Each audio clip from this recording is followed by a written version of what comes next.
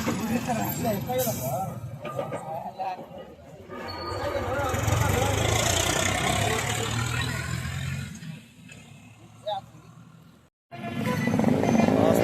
ನಮಸ್ತೆ.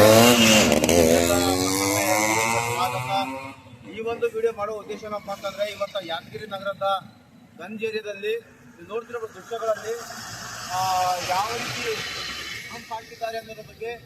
ಹಂಪಂತೂ ಹಾಕಿದ್ದಾರೆ, ನಾನು ಅಧಿಕಾರಿಗಳಿಗೆ ದೋಷ ನೀಡ್ತಾ ಇಲ್ಲ. ಹಂಪ್ ಹಾಕಿದ್ದಾರೆ, ಒಳ್ಳೆ ಕೆಲಸ ಮಾಡಿದ್ದಾರೆ. ಅಧಿಕಾರಿಗಳ ಒಳ್ಳೆ ಕೆಲಸಕ್ಕೆ ನಾನು ಶ್ಲಾಘನೆ ಮಾಡ್ತೇನೆ. ಆದರೆ ಹಂಪ್ ಹಾಕಿದ್ರಿ ಪುಣ್ಯಾತ್ಮರೇ, ಈ ಬೈಕ್ ಟ್ಯಾಂಪರಿಂಗ್ ಯಾರು ಮಾಡಬೇಕು? ಯಾರು ನಿಮ್ಮ ಅಪ್ಪ ಬಂದು ಮಾಡ್ತಾನ? ನೀವು ಜನರ ರಕ್ಷಣೆ ಮಾಡಬೇಕಂತೇಳಿ ಹಂಪ್ ಹಾಕಿದ್ರಿ.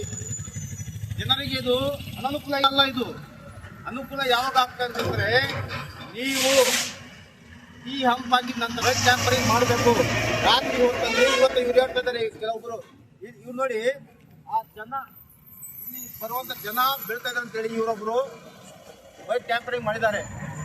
ನೀವೇನು ಮಾಡ್ತಾ ಇದ್ದೀರಿ ಅಧಿಕಾರಿಗಳು? ನಿಮ್ಮ ಜವಾಬ್ದಾರಿ ಅಲ್ವಾ?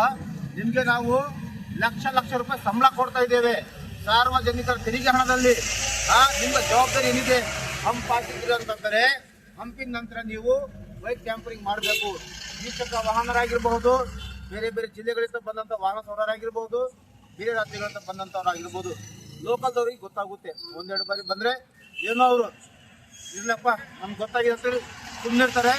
ಆದರೆ ಬೇರೆ ಜಿಲ್ಲೆಗಳು, ಬೇರೆ ರಾಜ್ಯಗಳಿಂದ ಬಂದಂಥ ವಾಹನ ಸವಾರರು ಇಲ್ಲಿ ಸಾಯುವಂಥ ಪರಿಸ್ಥಿತಿ ನಿರ್ಮಾಣವಾಗಿದೆ. ಅಧಿಕಾರಿಗಳು ತಕ್ಷಣ ಇದನ್ನು ಸರಿಪಡಿಸುವಂಥ ಕೆಲಸ ಮಾಡಬೇಕು. ಹಂಪ್ ಹಾಕಿದಂಥ ಯಾರು ನಾಲಾಯಕ ಅಧಿಕಾರಿ ಇದ್ದಾರೆ ಅವರನ್ನು ತಕ್ಷಣ ಸಸ್ಪೆಂಡ್ ಮಾಡಬೇಕು.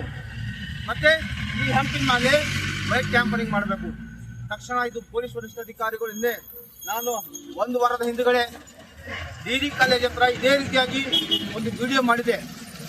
ಪೊಲೀಸ್ ವರಿಷ್ಠಾಧಿಕಾರಿಗಳು ತಕ್ಷಣ ಆ ಒಂದು ಹಂಪಿನ ಮೇಲೆ ಬೈಕ್ ಟ್ಯಾಂಪರಿಂಗ್ ಮಾಡಿದ್ದಾರೆ.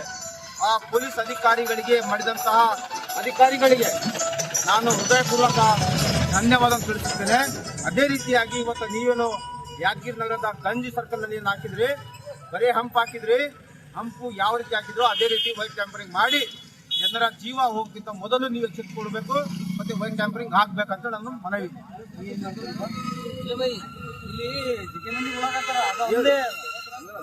ಹುಡುಗರು ಏನ್ ನೈಟ್ ಟೈಮ್ ಏನ್ ಕಾಣಂಗಿಲ್ಲ. ನೈಟ್ ಟೈಮ್ ಏನ್ ಬಿ ಕಾಣಂಗಿಲ್ಲ. ಅದೊಂದಲ್ಲ ಏನ್ ನಮ್ಮ ಫ್ರೆಂಡ್ ಹೇಳಿಸಲ ಮಾಮ ಪೇಂಟ್ ತೊಗೊಂಬ ಮಾಮ ಅಂತಂತಲ್ಲ, ಅದೊಂದು ನೈಟ್ ಟೈಮ್ ಹೊಡೆದು ಬಿಟ್ಟಿವಿ ನಾವು ಅಷ್ಟೇ.